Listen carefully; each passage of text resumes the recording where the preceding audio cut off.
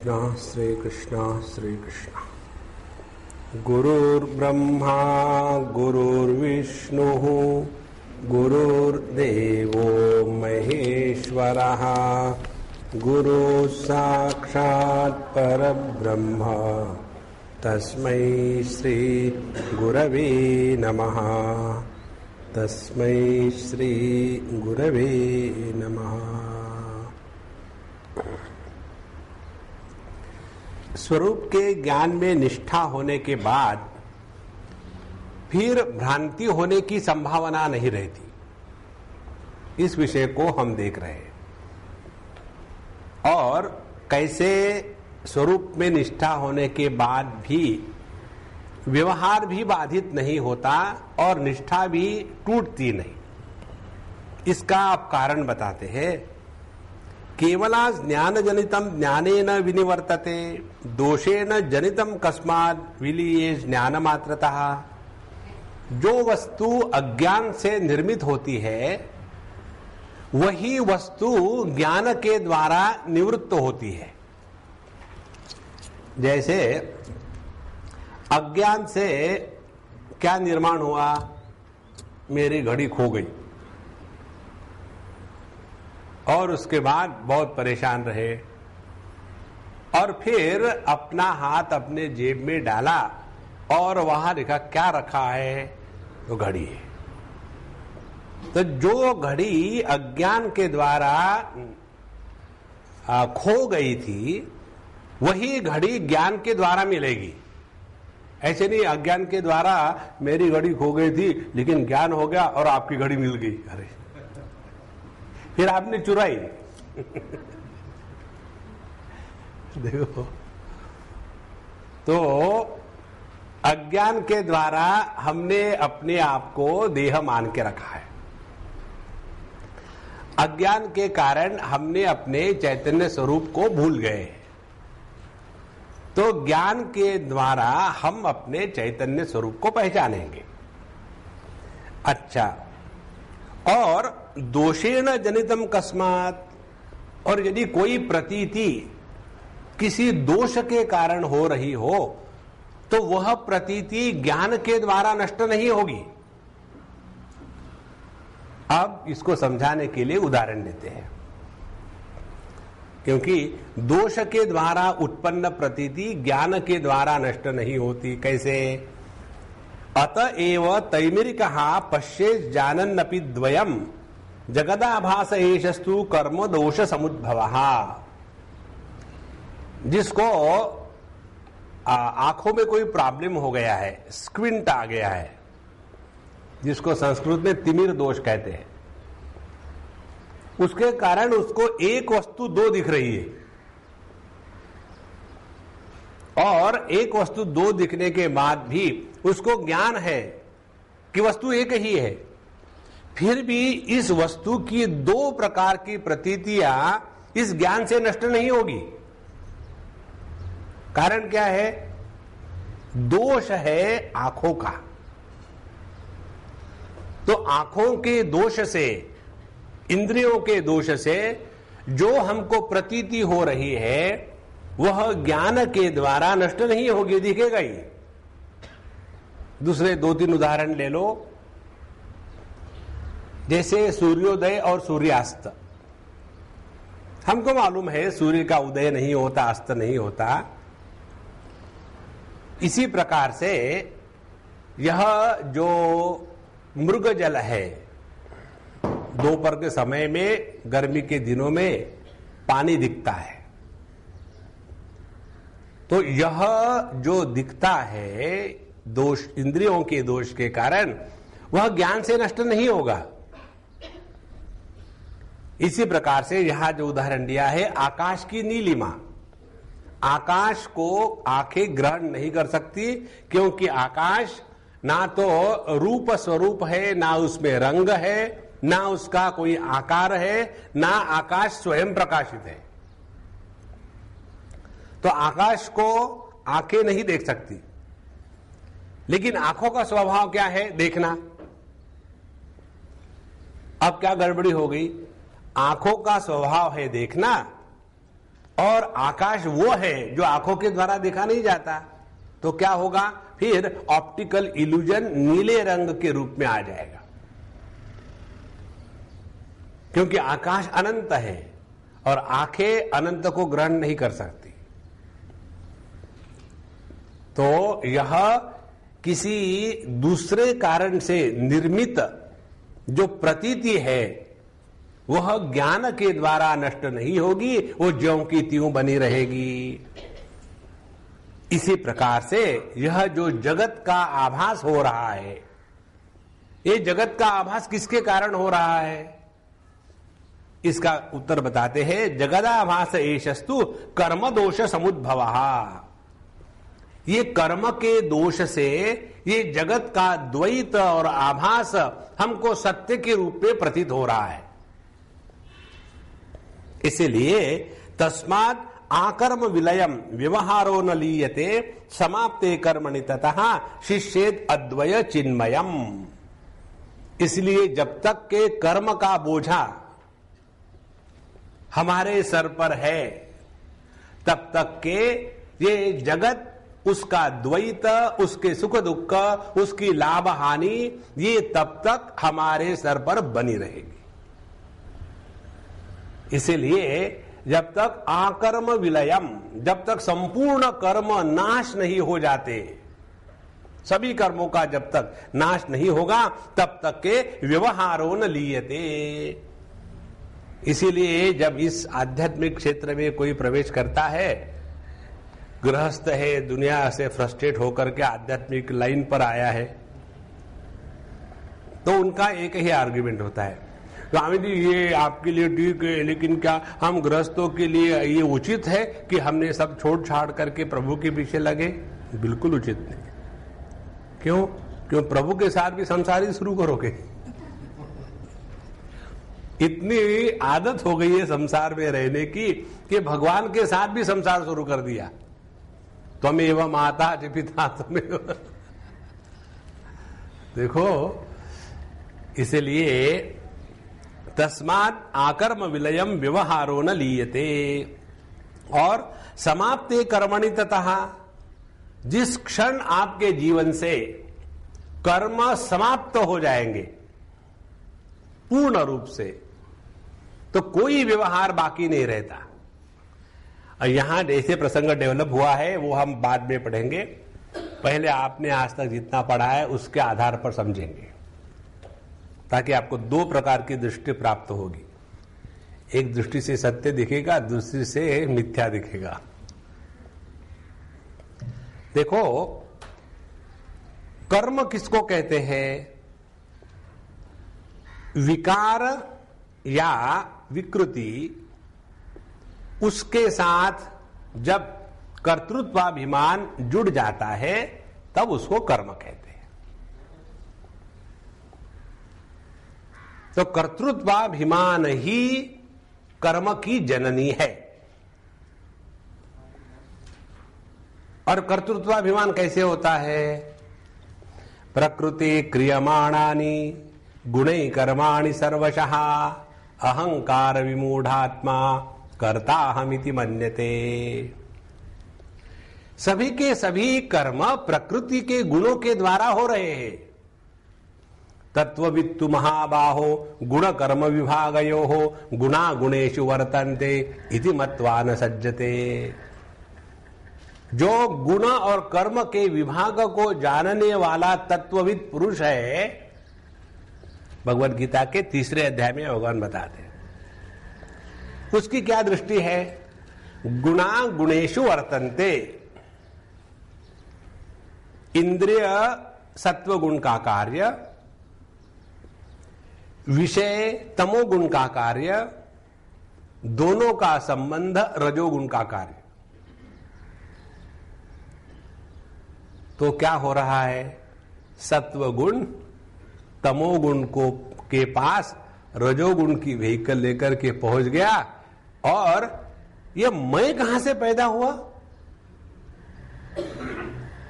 अहंकार विमूढ़ आत्मा, ये कहां से पैदा हुआ? ऑर्डिनरी थोड़ी है, विमूढ़ आत्मा, मूर्खता में डॉक्टरेट है। देखो, इसीलिए प्रकृते क्रियमाणानि गुणकर्माणि सर्वशः, सभी के सभी कर्म, सभी के सभी विकार केवल प्रकृति में है। इसमें मैं का कहीं स्थान नहीं है।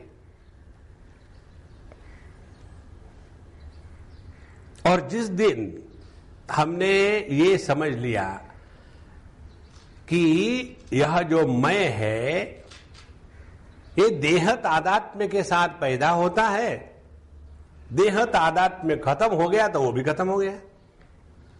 जैसे आपने एक बार बिजली को ऑन कर दिया, बल्ब को, तो उसमें प्रकाश आ गया, फिर उसको स्विच ऑफ कर दिया तो प्रकाश चला गया। इसी प्रकार से जहां देह तादात्म्य हुआ, मैं पैदा हुआ। ध्यान से सुनना, प्रकाश से कोई नुकसान नहीं होता। देह तादात्म्य से व्यवहार आराम से होता है। दुख किससे होता है? दुख होता है देह तादात्म्य नंबर 1, और उस समय पैदा हुआ मैं नंबर 1, फिर देह तादात्म्य नंबर 2, फिर उस समय मैं पैदा हुआ नंबर 2, तो मैं नंबर 2, देह तादात्म्य नंबर n, और उसमें मैं पैदा हुआ मैं n। तो 1 से लेकर के n तक के मैं की एक माला बन जाती है। देखो, बन गई माला। हमको क्या पहनाया था नारंग जी ने? धागा नहीं, फूल नहीं, माला पहनाई थी। माला नाम की कोई वस्तु है क्या? माला नाम की कोई वस्तु नहीं है। इसी प्रकार से यह ईगो नाम की कोई वस्तु नहीं है। प्रत्येक फूल हिंदी का अलग अलग है।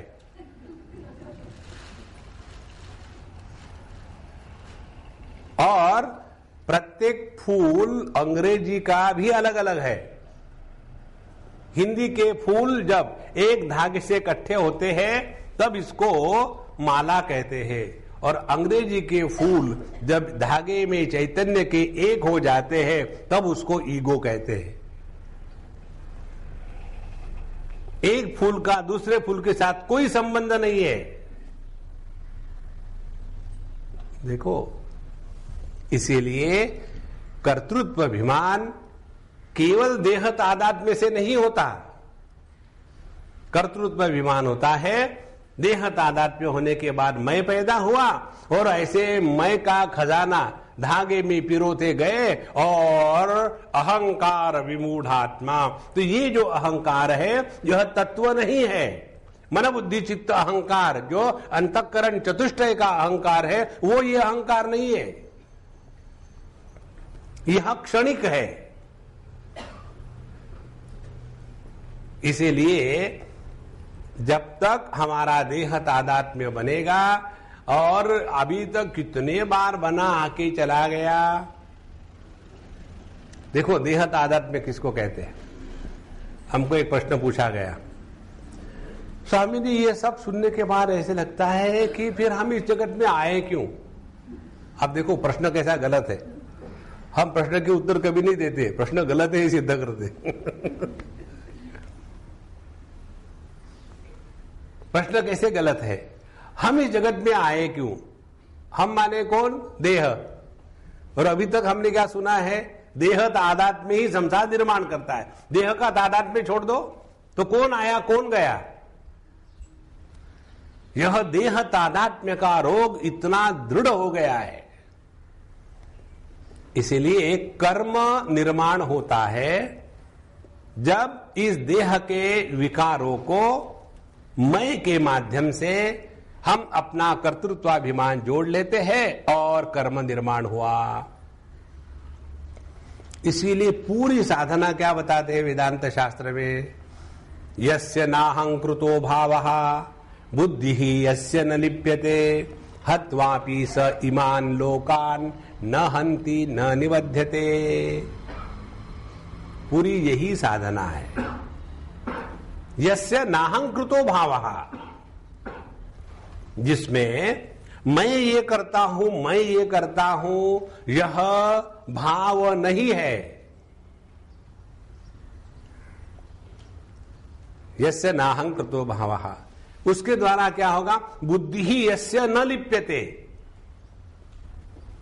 जब कर्म मैंने किए ही नहीं तो कर्म अच्छे हुए बुरे हुए, मैं अच्छा हूं बुरा हूं, ये भाव कहां निर्माण होगा? देखो, माने जब कर्मों के संस्कार हमारे बुद्धि पर निर्माण नहीं होते तो कर्मफल कहां से आएगा? तो सब गड़बड़ी किसकी है? मूलभूत गलती। और वो कौन सी है? देहात्म भाव के स्टैंप इकट्ठे किए और ये हमारा एल्बम है, जैसे ना अलकायदा एल्बम।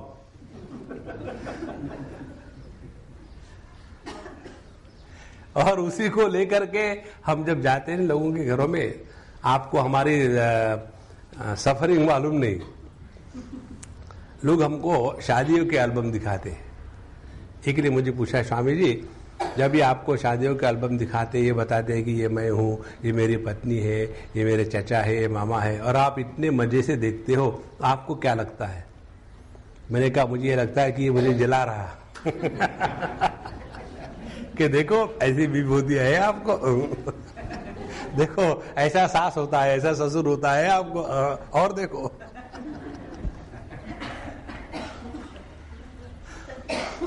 तो ये अपना जो ईगो है ना, ये एल्बम है और कोई नहीं है। इकट्ठा करके रख दिया, उसी में फंसे है।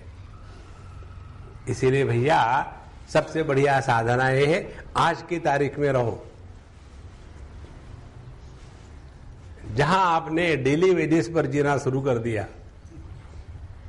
सब समस्या खत्म हो जाएगी। और इसी को कहते हैं कर्मों का नाश। कर्मों का नाश माने मैंने कर्म किए, इस भावना का संपूर्णता से त्याग।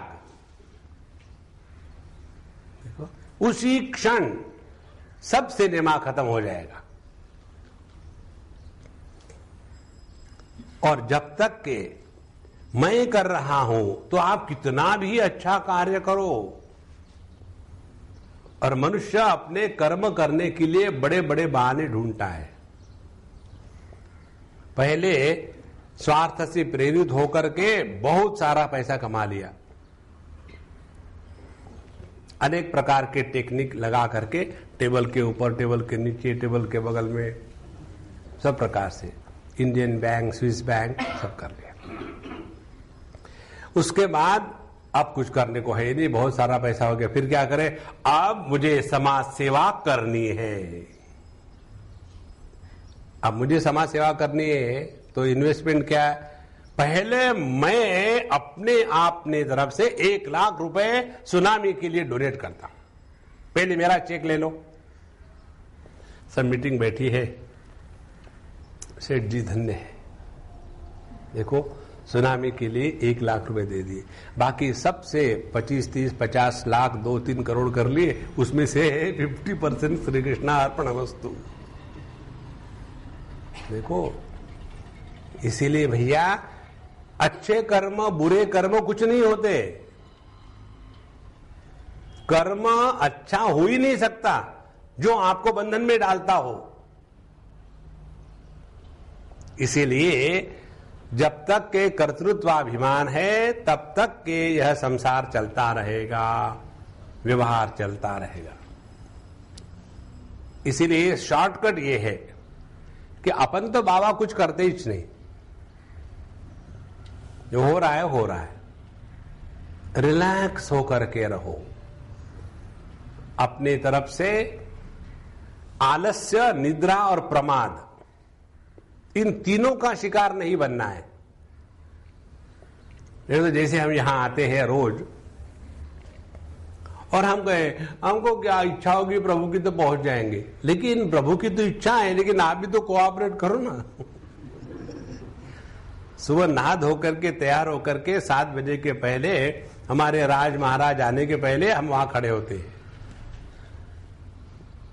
इसी प्रकार से अपने जीवन में आलस्य, निद्रा, प्रमाद, इनका त्याग करके जगत में मस्ती में रहो। उसमें फिर सफलता की गर्मी नहीं चढ़ेगी और विफलता का दुख नहीं होगा। इसी समत्व को योग कहते हैं। द्वितीय अध्याय में भगवान ने यही कहा है, सुख दुखे समे कृत्वा लाभा लाभो जया जयो ततो युद्धाय युज्यस्व नैवम पापम अवाप्स्यसि। जीवन में कभी जय होगा, कभी पराजय होगा। जय हुआ तो लाभ हुआ, पराजय हुआ तो हानि हुई। लाभ हुआ तो सुख हुआ और हानि हुई तो दुख हुआ। लेकिन ये सभी का सभी होते हुए भी जिसके मन का संतुलन नष्ट नहीं होता वो प्रभु में स्थित है। नैवम पापम अवाप्स्यसि, उसके जीवन में पाप निर्माण नहीं होते, माने किसी प्रकार के संस्कार निर्माण नहीं होते। मन पर संस्कार निर्माण होना माने विषमता, और मन पर संस्कार निर्माण नहीं होना माने समता। और समत्वम योग उच्यते। इस प्रकार से कर्म के चक्कर से निकलने का सबसे सिंपल तरीका ये है। अब दूसरा तरीका यहां त्रिपुरा रहस्य में बताते हैं। क्यों ऐसा बताते हैं यहां दूसरा तरीका? क्योंकि विद्यार्थी बड़ा इंटेलिजेंट है।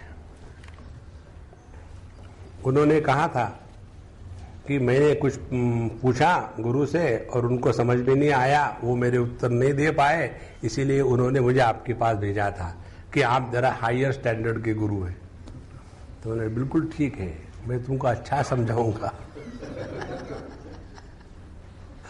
तो पहले तो 12 साल तक के गोबर ट्रीटमेंट दिया, घुमा फिरा करके चक्कर काटते रहो, जप करते रहो, उसको खिलाओ और तुम भूखे रहो, उसको नहलाओ गर्म पानी से, तुम ठंडे पानी से। मुझे बड़ा मजा आता है इसलिए कि हमने ये सब किया है,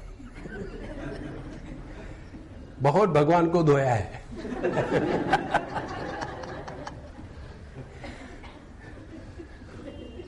लेकिन जिसको ढूंढते थे गली गली, वो अंदर मिली, वो बाहर नहीं कहीं मिली। नारायण। अच्छा, तस्मादा कर्म विलयम व्यवहारो न लीयते समाप्ते कर्मणि ततः शिष्येत अद्वय चिन्मयम। जहां कर्म समाप्त हो गए वहां अद्वैत की सिद्धि हो गई। और तस्मान् नास्तेव विज्ञानम कदापि भ्रांति संभवः इति श्रुत्वा पुनर्विप्रः पप्रच्छ नृपनंदन। इसलिए किसी भी प्रकार से विज्ञान होने के बाद भ्रांति उत्पन्न नहीं होती। ऐसे नहीं, एक बार तो मैंने रियलाइज कर लिया। जैसे हमने आपको कल उदाहरण बताया था ध्रुव जी का, उनको भगवान के दर्शन हो गए और फिर वही क्रोध, वही झगड़ा। फिर क्या उपयोग ऐसे दर्शन का? देखो, उन्होंने भगवान के दर्शन अनात्म रूप से किए थे। मैं भगवान को देखने वाला, वो सर्वज्ञ सर्वशक्तिमान, मैं अल्पज्ञ अल्पशक्तिमान। उनमें इच्छाओं का लेश नहीं और मुझमें इच्छाओं के सिवा कुछ नहीं। तो क्या करो, अपनी इच्छाएं और बल का राहित्य। और भगवान क्या है? बल का साहित्य और इच्छाओं का राहित्य। दोनों को मिला दो तो क्या होगी? अपनी इच्छा, भगवान की शक्ति, दोनों मिला करके काम निकाल लो। यही तो करते हैं हम। भगवान हमको ऐसा ऐसा चाहिए, यदि ऐसा हो जाएगा तो 125 रुपए की शेरनी, जो मराठी वर्ड है, शेरनी माने शेर की बीवी नहीं।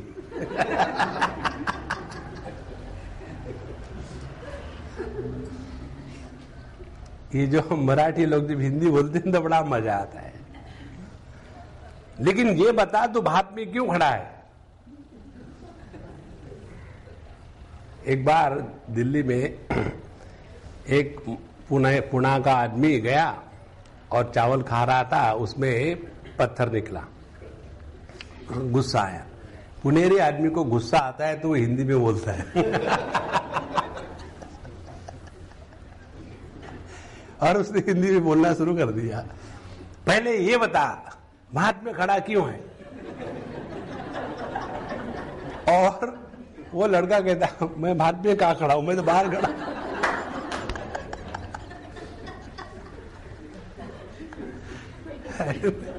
भात में क्यों खड़ा है?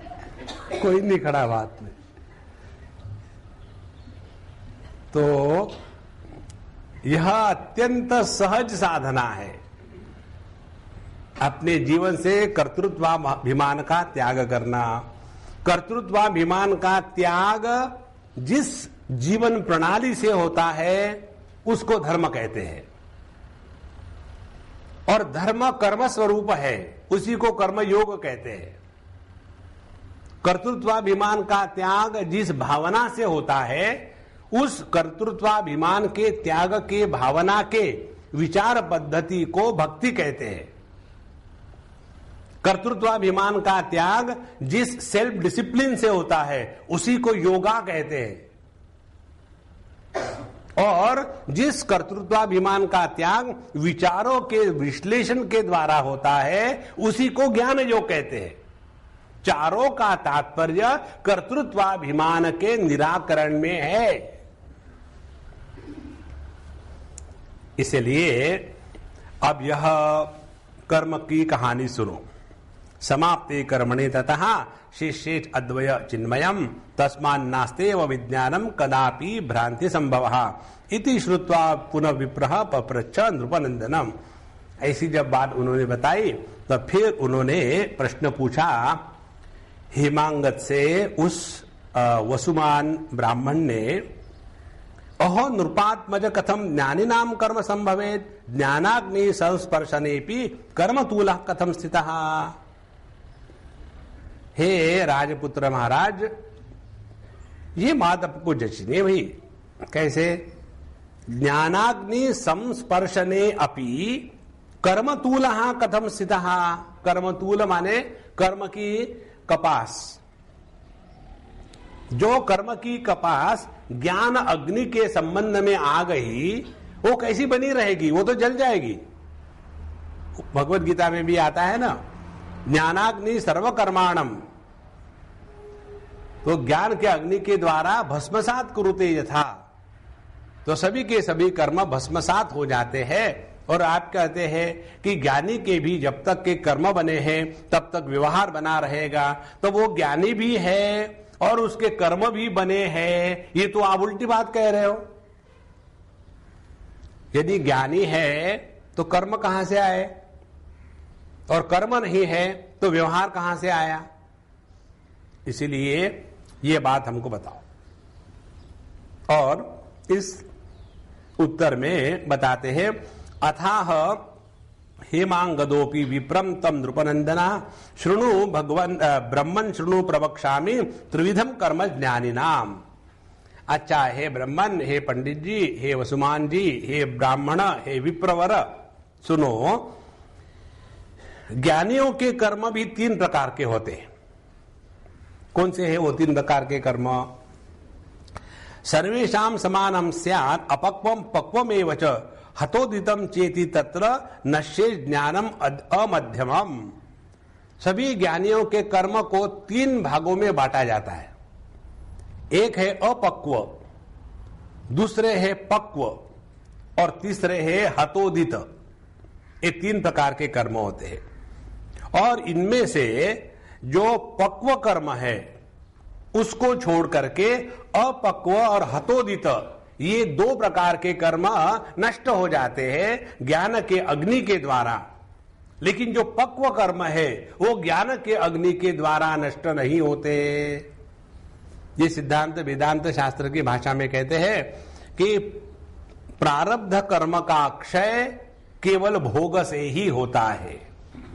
यहां ये जो शब्द का प्रयोग किया है न, अपक्व और हतोदित, इसको वेदांत की भाषा में कहेंगे अपक्व माने संचित कर्म, गुजराती बच्चों का नाम, और हतोदित कर्म माने आगामी कर्म, और पक्व कर्म माने प्रारब्ध कर्म।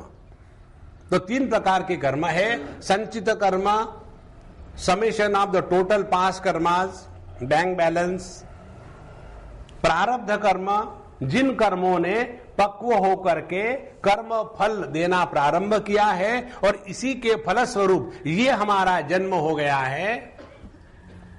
और हतोदित, उदित, जन्म होते ही जो मरे हुए हैं, ऐसे आगामी कर्म जो ज्ञान के प्राप्ति के बाद हुए हैं। तो 3 प्रकार के कर्म हैं। तो इनमें से ज्ञान के अग्नि के द्वारा सभी संचित कर्म नष्ट हो जाते हैं और सभी हतोदित माने आगामी कर्म नष्ट हो जाते हैं। सो कर्मणा पाचकः कालो नियत्या नियत स्थितः, और कर्म को परिपक्व करने के लिए भगवान ने, नियति ने काल को पकाने वाला कुक रख दिया है। काल को पकाने का तात्पर्य क्या है? प्रत्येक कर्म का कर्म फल आने के लिए एक समय विशेष लगता है। तो अंग्रेजी में कहो तो जेस्टेशन लेंथ। कोई कर्म 1 साल में फल देगा, कोई कर्म 15 मिनट में देगा, कोई कर्म 1 जन्म के बाद देगा। तो प्रत्येक कर्म का जो फल है वो अपने अपने काल के संबंध से कर्म फल देता है। इसीलिए कहते हैं काल ही कर्म को पकाने वाला है। इसीलिए इस सिद्धांत को लेकर के कई बार हम लोगों के मन में प्रश्न आता है, मैंने तो कभी किसी का बुरा किया नहीं, पता नहीं मुझे इतने कष्ट क्यों मिल रहे हैं। बिल्कुल ठीक बात है, आपने कभी किसी का बुरा किया नहीं इस जन्म में, लेकिन पिछले जन्म का इस जन्म में क्यों टाइम लगाना जरा, और कुछ नहीं। आपका कर्म ऐसा था कि जिसको भुगतने के लिए आपको इस जन्म में आना पड़ा। इस सिद्धांत को यहां उन्होंने बताया है कि कर्म को पकाने वाला जो पाचक है वह है काल।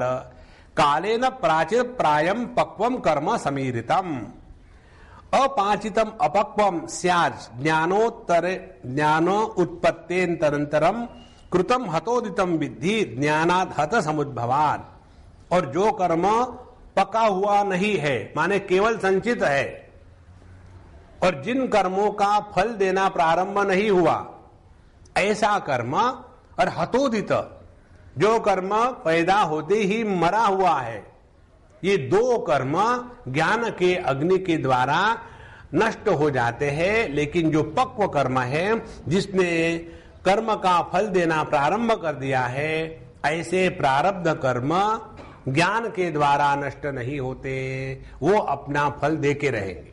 ध्यान से सुनना, कर्म का फल है प्रकृति में विकारों का कारण। लेकिन यदि हमने प्रकृति के साथ तादात्म्य ही छोड़ दिया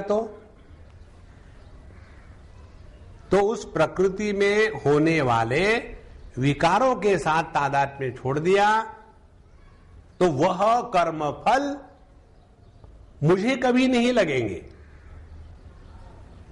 इसी को लेकर के भगवान श्री कृष्ण ने योग की परिभाषा दी है।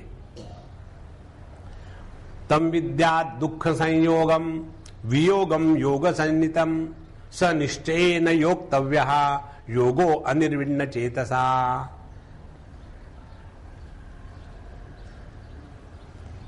जीवन में दुख का उदित होना प्रारब्ध कर्म का फल है। ध्यान से सुनना, साधना बता रहे हम। कुरुते गंगा सागर गमनम की कोई जरूरत नहीं, आश्रमों में जाने की बिल्कुल जरूरत नहीं। समझ लो केवल जो भी हमारे जीवन में दुख है वो प्रारब्ध कर्म के फल की अभिव्यक्ति है। ठीक है, तम विद्या दुख संयोग वियोगम, लेकिन उस दुख के साथ तादात्म्य मत करो। माने दुख भले प्रारब्ध का फल हो, लेकिन दुखी होना अपना चॉइस है। इसको एकदम स्पष्ट समझ लेना। तो तम विद्या दुख संयोग वियोगम योग संनितम, उसको कहते हैं योग। पद्मासन मार कर बैठे हैं और फिर फायर ब्रिगेड को फोन किया, उसको योग नहीं कहते हैं। या योगों का स्टेज पर आकर के प्रदर्शन किया रबर के जैसा, उसको भी योग नहीं कहते, वो योग के कार्टून है। समझ लेना ठीक से, ये योगा के नाम पर जितनी कंफ्यूजन है और कहीं नहीं है, भगवान के बारे में भी नहीं है। पूरे पातंजल योग दर्शन में एक सूत्र है, एक आसन पर स्थिर सुखम आसनम।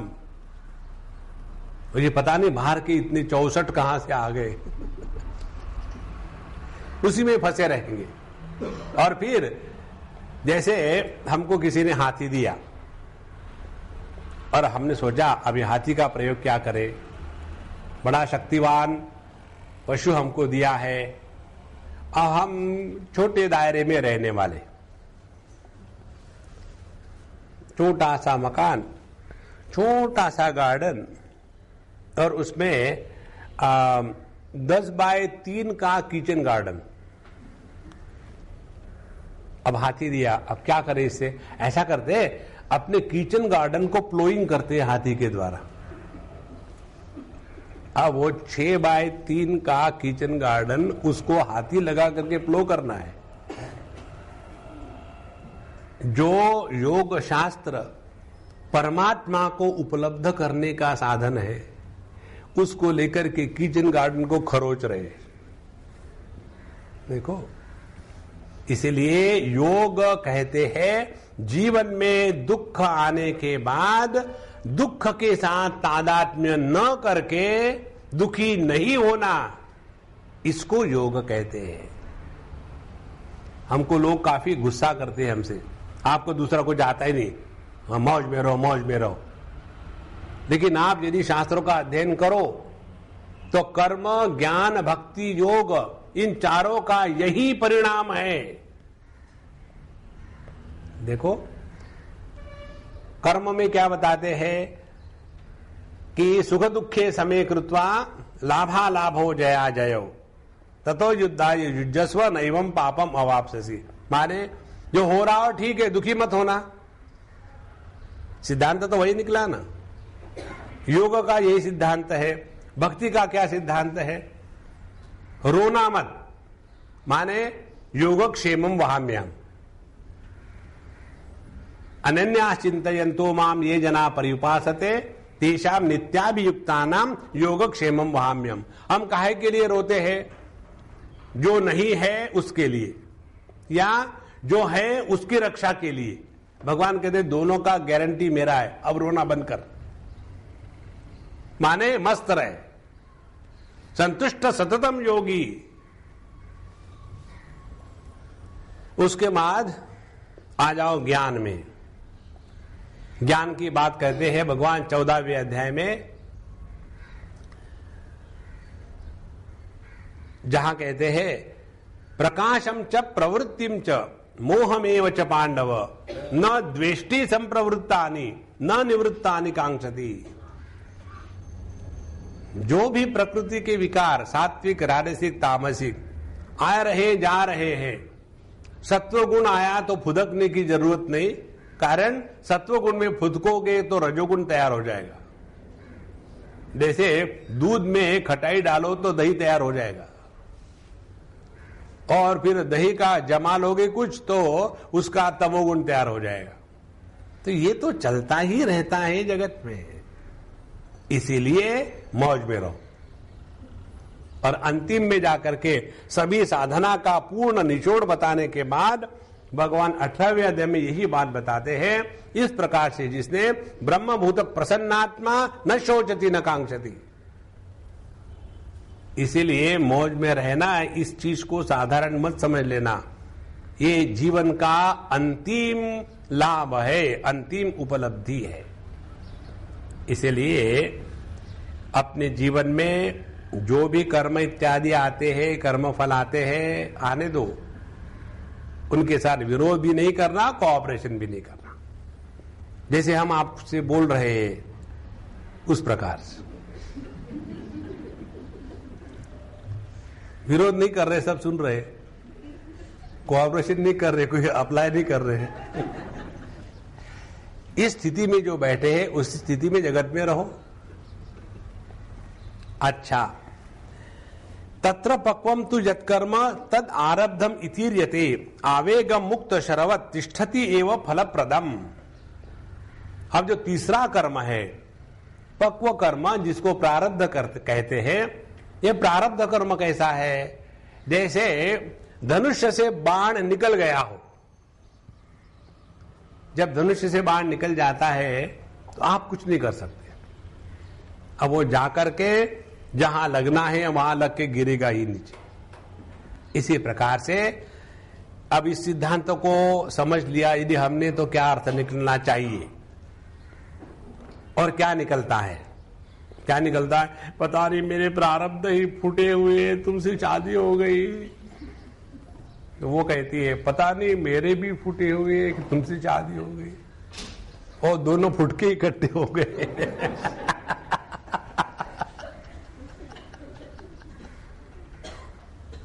देखो, इसका अर्थ ये नहीं है, इसका अर्थ ये है कि ये देह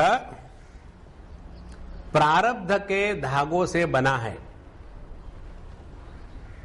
इसीलिए देह का जन्म, जाति, आयु, इसकी उम्र और भोगाहा, इसको जो भोग मिलने वाले हैं वो ऑलरेडी फिक्स्ड है, इसमें आप परिवर्तन नहीं कर पाओगे। और इसीलिए साधना क्या है? तैयार रहो। ये समझ लिया तो आपने सिद्धांत को समझा। देखो, हमारी समझ ऐसी उल्टी हो गई है कि जिस प्रयोजन के लिए शास्त्र में जो सिद्धांत बताए हैं उसको नहीं समझेंगे, अपनी उसमें लगा देंगे। इसलिए भैया, यदि देह प्रारब्ध के धागे से बना है, प्रारब्ध में रहेगा और प्रारब्ध में ही नष्ट हो जाएगा। हमने आपको एक बार शायद कहानी बताई थी। एक बार एक व्यक्ति था गंजा, उसको एक ज्योतिषी ने बताया कि देखो भाई, तुम्हारी जो मृत्यु है ना, सर पर कोई हार्ड चीज लगने के बाद तुम मर जाओगे। अब उसने सोचा कहां भी जाओ, कुछ ना कुछ सर पर ही कुछ गिर जाए, और डायरेक्टली एकदम डिफॉरेस्टेशन है, सरा से गया, मरा। उसने बहुत विचार किया और फिर सोचा चलो मैं चले जाता हूं रेगिस्तान में, ऊपर कुछ है नहीं, पेड़ नहीं, मकान नहीं, रेगिस्तान में रहना शुरू कर दिया। एक बार दिन का समय था और ऊपर में आकाश में एक चील घूम रही थी, और उसने एक जगह एक मरा हुआ जानवर देखा। नीचे आकर के उसका जो फीमर बोन था बड़ा वाला, वो तोड़ के उसको खाना है, क्योंकि उसके अंदर में बोन मैरो है। अब वो कैसे तोड़ेगी, उसके चोचे तो नहीं टूटेगा, तो वो ऊपर ले गई और ऊपर से देख रही थी कि पत्थर कहाँ है, पत्थर कहाँ है, और ये गोटा चमक रहा था। ऊपर से वो फीवर डायरेक्टली उस पर पड़ा और हरिओम शांति शांति शांति। यदि हमारा देह एक विशेष प्रकार से नष्ट होने वाला है, उसको कोई नहीं रोक सकता। तो करें क्या? तैयार रहो। देखो, इसी का नाम है नचिकेत। नचिकेत कौन है? जिस व्यक्ति ने हमको एक बार एक ने प्रश्न पूछा था, Swami ji, how it is possible that Nachiketa can go to lord death? हमने कहा, यह प्रश्न जब तक आपके मन में आएगा तब तक के आपको कठोपनिषद समझ में नहीं आया। तो फिर क्या करें? फिर अध्ययन करो। कब तक के? जब तक के दिमाग से यह प्रश्न निकल जाएगा। बोले, ये तो बड़ा कठिन है, नहीं फिर प्रश्न पूछो मत। नचिकेत का तात्पर्य जो मृत्यु को सामने जाता है, मृत्यु हमको नीचे दबाती है। नचिकेत अग्नि है। अग्नि कभी भी अधोगामी नहीं होता। देखो, जब हमारा जीवन अधोगामी है तो हम नचिकेत नहीं है। जिसका जीवन ऊर्ध्वगामी है, अग्नि के जैसे, अग्नि को कितना भी नीचे करो आप, वो ऊपर ही आएगी, और पानी को कितना भी ऊपर फेंको, नीचे ही आएगा।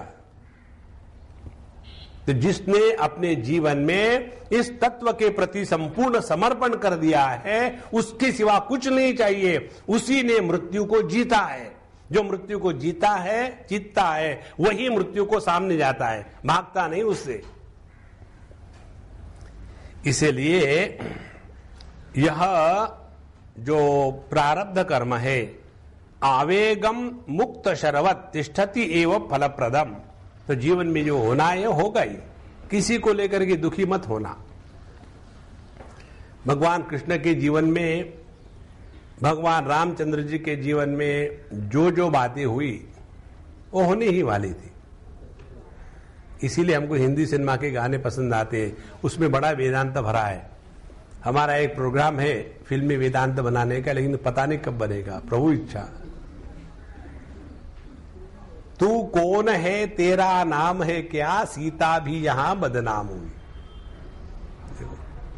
ये जगह ऐसा ही है। आपके कुंडली में मुझे एक ने पूछा था, स्वामी जी मुझे आपकी बनानी है वो कुंडली, तो मुझे सब बताइए। मुझे कुंडली याद है, मैं बता देता हूँ। मैंने कागज और बना दी, और हर घर में एक ही ग्रह रखा, Murphy Murphy Murphy Murphy Murphy Murphy. देखो ये, बोले ये तो कोई नई कुंडली दिख रही मुझे, ये मर्फी तो कहीं होता नहीं। हमने कहा, मैं एब्सोल्युटली एबनॉर्मल हूं, कुंडली भी एबनॉर्मल, और उसमें ऐसे यूनिक ग्रह है कि जो किसी के कुंडली में नहीं थे। कौन से? मर्फी। मर्फी ग्रह क्या है? If something can go wrong it will. यदि आपने अपने जीवन को जैसा है वैसा स्वीकारने की तैयारी रखी, तो प्रारब्ध कर्म आपको स्पर्श नहीं करेगा। तो तन्मूल को जगत भासो ज्ञानस्य तारतम्यता स्थितोपि भ्रांति तुल्योपि न भ्रांति फल भेदतः। इसीलिए ज्ञान की न्यूनाधिकता के अनुसार तारतम्यता, तारतम्य माने क्या? जैसे गुड, बेटर, बेस्ट। तो ये जो कंपैरेटिव डिग्री है उसको तारतम्य कहते हैं। कि देखो लोगों के बीबी कितनी अच्छी होती है, तो ये तारतम्य कंपैरिजन हो गया है। तो कहते हैं तारतम्यतः ज्ञानस्य, ज्ञान के न्यून अधिकता के अनुसार, ज्ञानस्य तारतम्यतः यह जगत की प्रतीति बनी रहती है, और जगत प्रतीति भ्रांति के समान होने पर भी फल में भेद रहने के कारण भ्रांति नहीं है। माने क्या? जगत प्रतीति हो रही है लेकिन ज्ञान में भेद है। जैसे प्रतीति हो रही है सूर्योदय और सूर्यास्त की, लेकिन ज्ञान में भेद है। क्या भेद है? एक व्यक्ति नहीं जानता कि सूर्योदय सूर्यास्त नहीं होता, और दूसरा जानता है कि पृथ्वी की गति सूर्य पर अध्यारोपित होने के कारण सूर्योदय और सूर्यास्त हो रहा है। इन दोनों को भी प्रतीति वही होगी कि सूर्योदय हो रहा है और सूर्यास्त हो रहा है, लेकिन ज्ञान के भेद के अनुसार उनकी अनुभूति भिन्न होगी, उनकी समझ भिन्न होगी। इसी प्रकार से चाहे ज्ञानी अपने इंद्रियों के माध्यम से देख रहा हो, चाहे अज्ञानी इंद्रियों के माध्यम से देख रहा हो, दोनों को इंद्रियों के माध्यम से वही प्रतीति दिखेगी। हमारे स्वामी अखंडानंद जी महाराज को जब चश्मा लगा तब की बात है, उनको लेके डॉक्टर के पास, और डॉक्टर ने पूछा, स्वामी जी महाराज आपको कहां तक दिखता है? मुझे तो सूर्य चंद्रमा तारे सब कुछ दिखता है।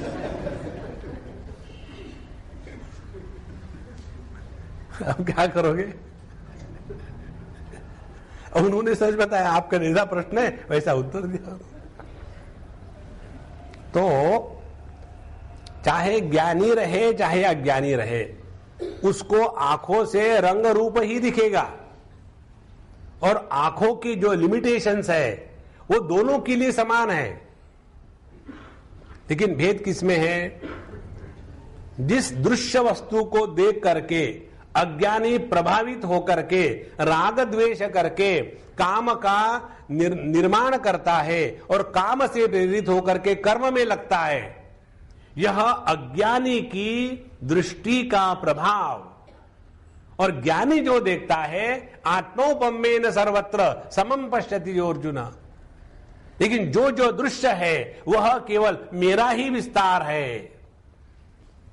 यस्मिन् सर्वाणि भूतानि आत्मैवा भूत विजानतः। तो दोनों को दिख रहा है उन्हीं आंखों से वही रूप रंग, लेकिन एक को दृश्य के रूप में और दूसरे को आत्मा के रूप में।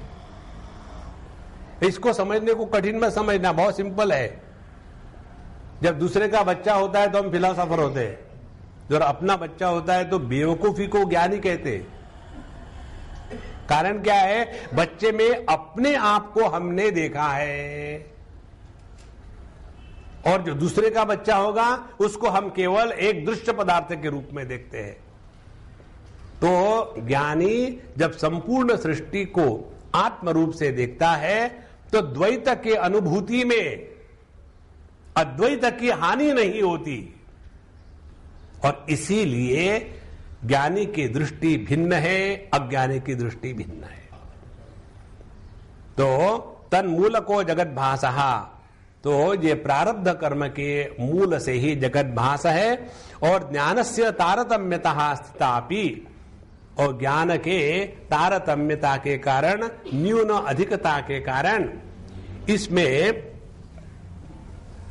भ्रांति तुल्य अपि, दोनों को ये जगत वैसा ही दिखता है, तुल्य माने समान, फिर भी उनका फल भिन्न है। ज्ञानी जगत में रह करके मस्त रहता है, अज्ञानी जगत में रह करके दुखी रहता है। जनये तत्काल फलम मंद ज्ञानवताम स्फुटम मध्यानाम अस्फुटम तच्च ज्ञानिनाम फलभासनम उत्तमानां तु तत्कालम फलम च स्पष्टभासनम शशशृंगम ब्रह्मन ही नहीं तत्फलम उच्यते। अज्ञानीनां कर्मफलम पुष्टम पूर्णानुसंधितः पूर्वापरानुसंधानात् पोषितम तत्फलंतु तैहि।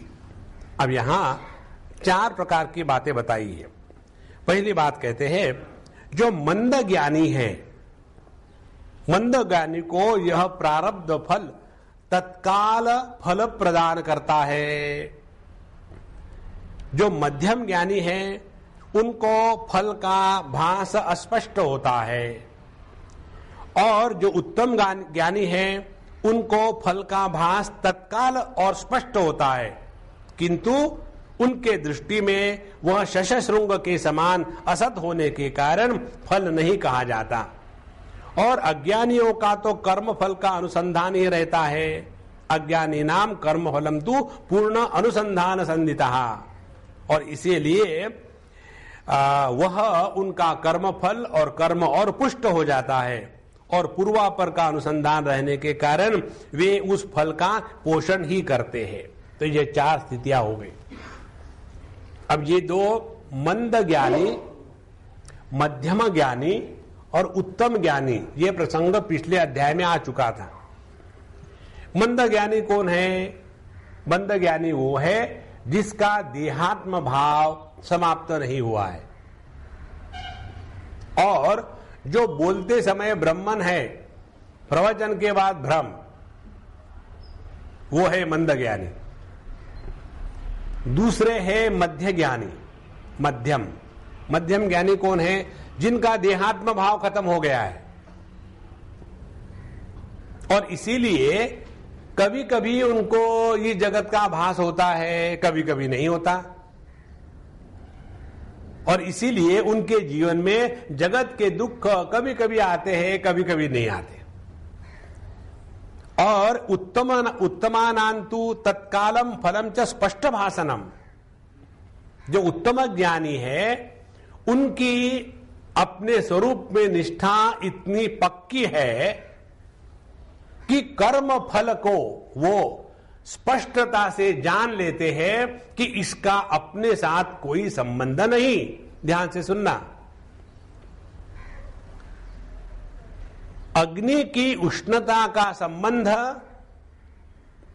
अग्नि को छोड़ करके दूसरे के साथ हो करके उसको जलाता है। अग्नि की उष्णता का संबंध अग्नि के साथ हो करके अग्नि को नहीं जलाता। देखो, तो अग्नि के दृष्टि से उष्णता नाम की कोई अन्य वस्तु नहीं है। इसीलिए ज्ञानी के दृष्टि से कर्म फल नाम की कोई वस्तु नहीं है। लेकिन अज्ञानी जब ज्ञानी के कर्म इत्यादि देखता है और उसके जीवन के प्रणाली को, उसके जीवन में आने वाले सुख दुख को जब जानता है, तब वो कहता है देखो, पता नहीं इस दुनिया में अच्छे लोगों को सफर करना पड़ता है, जो चोर उचक्के हैं वो बड़े आराम से रहते हैं। ऐसा कौन कहता है जो आराम से रह करके अपने को अच्छा समझता है? देखो, इसलिए जो उत्तमानांतु तत्काल फलम च स्पष्ट भाषणम, जो भी कर्म फल आया उसको स्पष्टता से जानते तत्काल। और अज्ञानी नाम तो कर्म फलम पुष्टम पूर्णानुसंधिता, और अज्ञानी क्या है? कर्म फल के प्राप्ति के लिए ही कर्म कर रहा है। तो 4 स्थितियां हो गई। पहला जो मंद ज्ञानी है वो भले ही वेदांत की साधना कर रहा हो, सब कुछ कर रहा हो, लेकिन उसकी साधना लेक्चर के समय दूसरों को बताने के लिए, जहां तक कि उसका अपना जीवन है तो वही तमाकू वही चूना। तमाकू स्वयं खाता है, पब्लिक को चूना लगाता है। चूना लगाना माने पैसा इकट्ठा करना। और जो मध्य ज्ञानी है, मध्यम ज्ञानी है, वो इस जगत में व्यवहार कुशलता से नहीं रहता। उसका देहात्म भाव खत्म हो गया। मूढ़वत, जड़वत, पिशाचवत चरती, वह मूर्ख के जैसा, जड़ के जैसा, पिशाच के जैसा जगत में रहता है। क्योंकि उसका देह तादात्म्य नहीं है, तो देह का प्रारब्ध उसका कैसा होगा? यह दूसरा। और इसीलिए उसके देह को कोई अच्छी बुरी बात होती है तो उसको कभी ध्यान भी नहीं आता, किसी ने मान किया, किसी ने अपमान किया। ऐसे संतों के वर्णन आते हैं। एक महात्मा जी थे, यूपी की बात है, गंगा जी के किनारे, और लोग उनको गहने पहनाते थे अपने लड़की को दहेज में देने वाले। तो उनको पहना दिए और पहनाने के बाद फिर दूसरे दिन सुबह जाकर के उतार लेते थे और फिर वो अपने लड़की को दहेज में दे देते थे। एक बार किसी ने उनको पहना दिए गहने और लोग चले गए। महात्मा जी ठीक है पहनाओ, क्या फर्क पड़ता है। फिर चोर आकर के उतार के ले गए, तो महात्मा जी को क्या फर्क पड़ता है। तो दूसरे दिन वो लोग आए, बोले वो गहने कहाँ गए। बोले कौन से गहने, जो पहनाए थे। ओ जिसने पहनाए थे वही उतार के ले गया, लेकिन पहनाए तो हमने, हम तो नहीं उतार के ले गए। अब देखो अज्ञानी की दृष्टि क्या है कि पहनाने वाला और उतारने वाला भिन्न है। ज्ञानी का देहात्म भाव ही नहीं है, तो कौन आया कौन गया क्या फर्क पड़ता है। ये मध्यम ज्ञानी की स्थिति। और जो उत्तम ज्ञानी है उसका तो तत्काल फलम च स्पष्ट भाषणम, उनको इस सब चीजों का स्पष्टता से अनुभव होता है कि यह संपूर्ण जगत जो है शशशृंग माने खरगोश के सिंग, खरगोश के सिंग नहीं होते, अत्यंत असत, एब्सोल्युटली नॉन एग्जिस्टेंट। ध्यान से सुनना, जब तक हम लहरों पर भटकते रहेंगे तब तक के कंपटीशन, सुख दुख, समुद्र भगवान से प्रार्थना चलता रहेगा। जब तक के हम समुद्र बन करके रहेंगे तब तक के अपने लहरों को आशीर्वाद देते रहेंगे, और जब पानी के रूप में रहेंगे तो ना समुद्र है ना लहर है, कार्य कारण भाव से परे। उत्तम ज्ञानी कार्य कारण भाव से परे चला जाता है, और इसीलिए उसके लिए जो जो वस्तु, ध्यान से सुनना, जो जो वस्तु कार्य कारण भाव से निष्पन्न होती है वो असत होती है, वो होती नहीं। देखो जैसे पिता पुत्र, पिता के कारण पुत्र है कि पुत्र के कारण पिता है।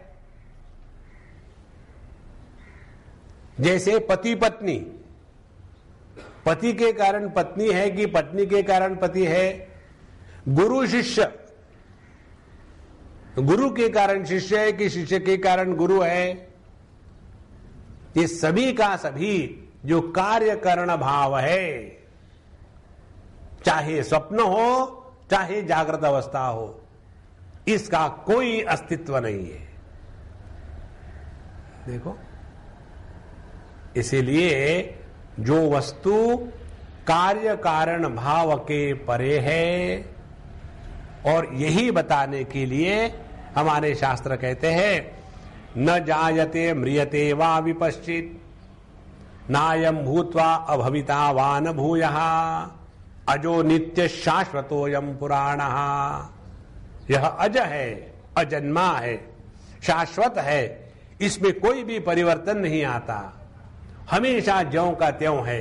और इसीलिए न जायते म्रियते वा, इसीलिए ना तो इसका जन्म हुआ है ना तो ये मरता है, माने यह कार्य कारण के परे है।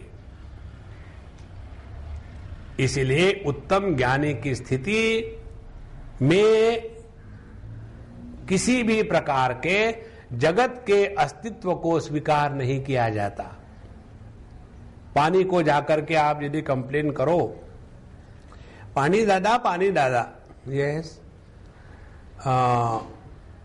समुद्र के रूप में ना आप बड़े भयाने लगते हो,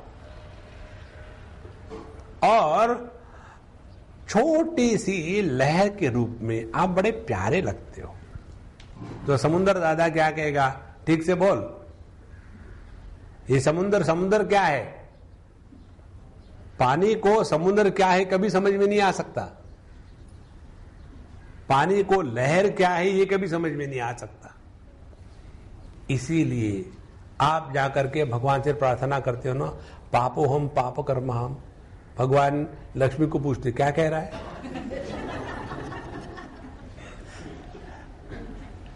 भगवान के दृष्टि से पाप पुण्य नहीं है, हम मनगढ़ंत बातें नहीं बता रहे हमेशा की जैसी। भगवत गीता में स्पष्ट कहा है, ना दत्ते कस्यचित् पापम न चैवं सुकृतम विभुः अज्ञाने नावृतम ज्ञानम तेन मुह्यन्ति जन्तवः। मुझे आपके पाप से कोई मतलब नहीं है। ना दत्ते कस्यचित् पापम, आदत्ते खाना, मुझे आपके पाप से कोई मतलब नहीं। न सुकृतम, आप पुण्य करो तो मुझे कोई मतलब नहीं है। मतलब आपको है, आप सफर करो। देखो, इस उत्तम ज्ञानी के दृष्टि से द्वैत और द्वैत की जो परिच्छिन्नताएं है, इसका कोई अस्तित्व नहीं है। जैसे शुगर केन के लिए शुगर, शुगर के लिए मिठास, कोबरा के लिए, कोबरा माने कोकणस्थ ब्राह्मण नहीं, असली बता रहा हूं मैं। जैसे कोबरा के लिए जहर, इसका कोई अस्तित्व नहीं है। इसी प्रकार से शुद्ध तत्व के दृष्टि से जगत का द्वैत और द्वैत का व्यवहार और व्यवहार के कर्म, इसका कोई भी अस्तित्व नहीं है। इसीलिए अपने दृष्टि को ये देखे कि हम कहां खड़े होकर के देख रहे हैं। लहरों में खड़े होकर के देखोगे तो ऊपर नीचे ऊपर नीचे ऊपर नीचे चलता ही रहेगा। समुद्र की गहराई में जाओगे तो ऊपर नीचे होना बंद होगा, लेकिन कब तक अंदर रहोगे? और जब पानी के रूप में अपने आप को समझ लोगे तो पूरा जीवन ही बदल गया। पानी के रूप में रहना माने कार्य कारण से मुक्त होना। समुद्र के रूप में रहना माने कारण के रूप में रहना, और लहर के रूप में रहना माने कार्य के रूप में रहना। जब तक के हम इस कार्य कारण मीमांसा में फंसे हैं, तब तक के तत्व का दर्शन नहीं होता। इसीलिए उत्तम ज्ञानी चित्रम वटतरोर्मूले वृद्धा शिष्या गुरुर्युवा गुरोस्तु मौनम व्याख्यानम शिष्यास्तु चिन्ह संशया।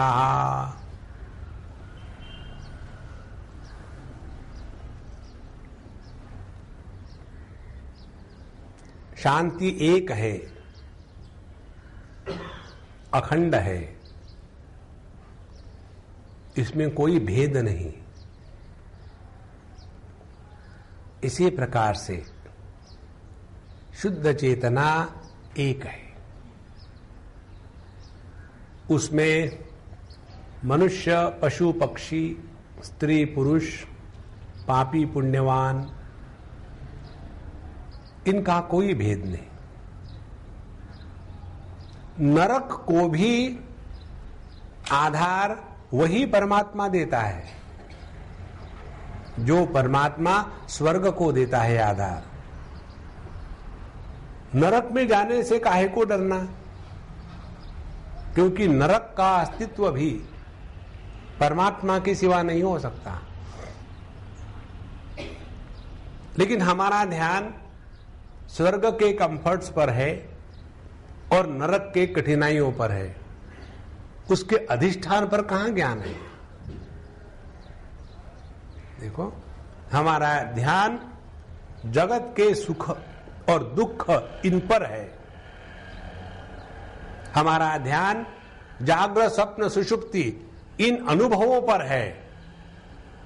इन सब का जो अधिष्ठान एक अखंड संवित चिति, चेतना, चैतन्य, कॉन्शियसनेस, परमात्मा, प्रभु, त्रिपुरा देवी, इस पर कहां है?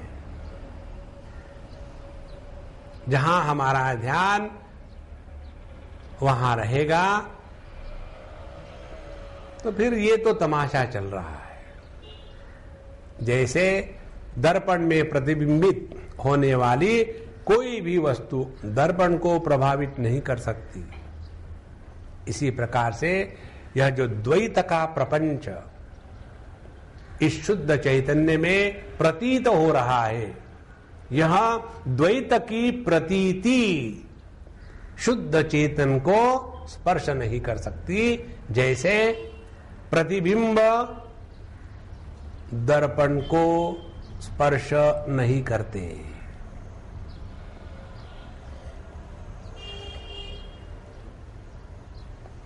इसमें ही निष्ठा प्राप्त करनी है। बाकी का सब ठीक है अपने जगह, ना किसी से कुछ लेना है, ना किसी से कुछ देना है।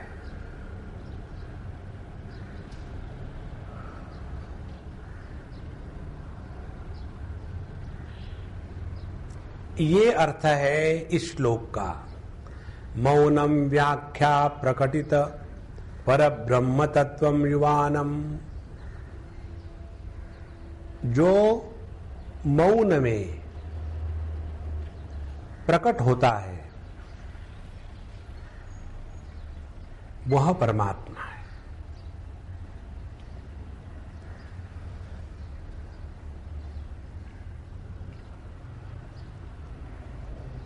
फिर उसको आप नाम कुछ भी दे दो, भगवान कहो, कृष्ण कहो, त्रिपुरा देवी कहो, काली माता कहो, गणेश जी कहो, शिव जी कहो, विष्णु भगवान कहो, ब्रह्मन कहो, नाम से कोई मतलब नहीं।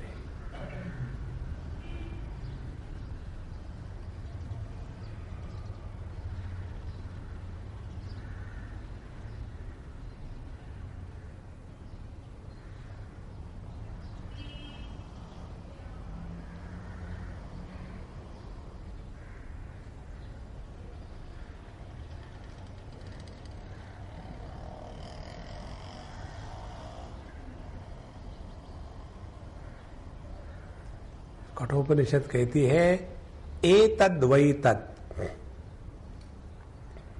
This is that.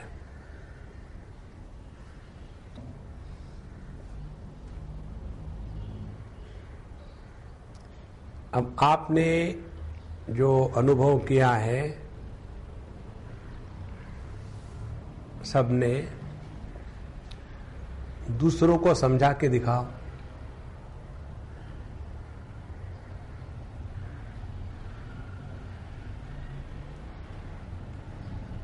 असंभव।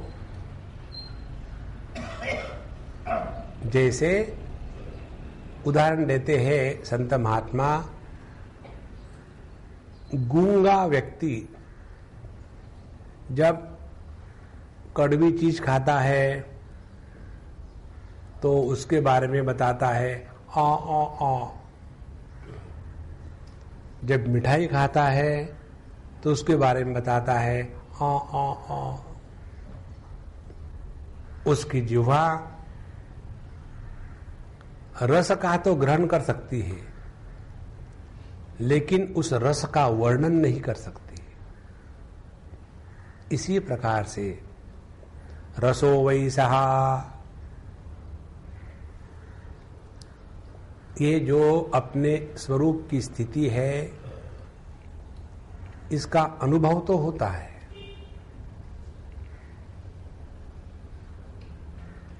और इसका वर्णन करने लग जाओ,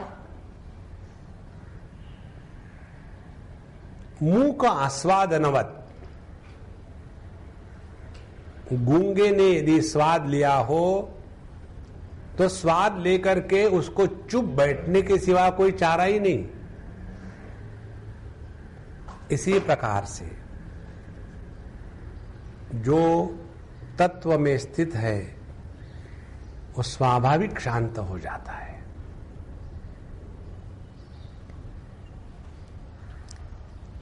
तत्व में स्थित व्यक्ति की शांति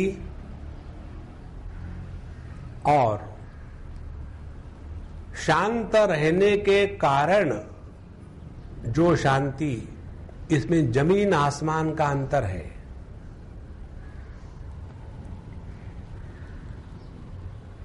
जो आदमी नींद में है उसका बिस्तर पर लेटना और जो आदमी बिस्तर पर लेटा है, क्योंकि देखा जब नींद आती है तो बिस्तर पर लेटते हैं, इसीलिए बिस्तर पर लेट गया, लेकिन नींद नहीं आई तो क्या करेगा? नींद का नाटक करेगा, और जो नींद का नाटक करेगा उसको नींद से जगाना असंभव है। हम लोग नाटक कर रहे हैं कि हम सो रहे हैं, और इस नाटक को कहते हैं मेडिटेशन।